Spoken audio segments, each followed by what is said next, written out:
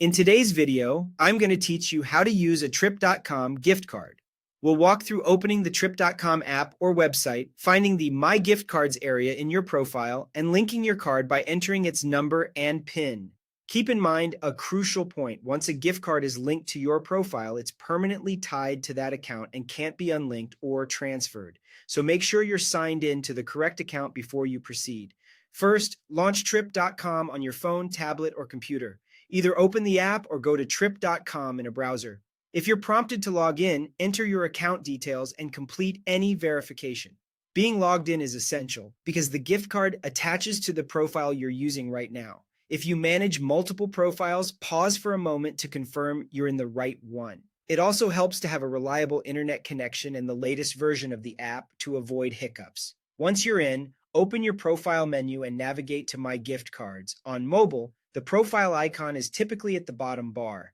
On desktop, look for your profile at the top right and open the account menu.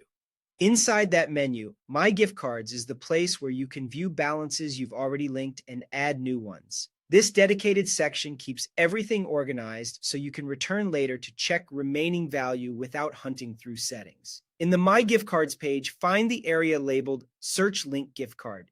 Here, carefully enter the card number and the PIN exactly as shown on your digital delivery or physical card.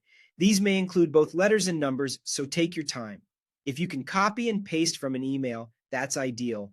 Just make sure there are no extra spaces before or after the code.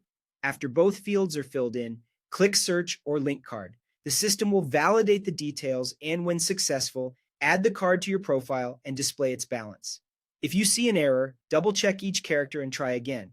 Remember, once a card is linked to your specific profile, it's permanently locked to that account and can't be transferred. From here on, the balance will be available for eligible bookings when you check out on trip.com, making payment quick and straightforward. And that's all you need to do to securely link and use your Trip.com gift card.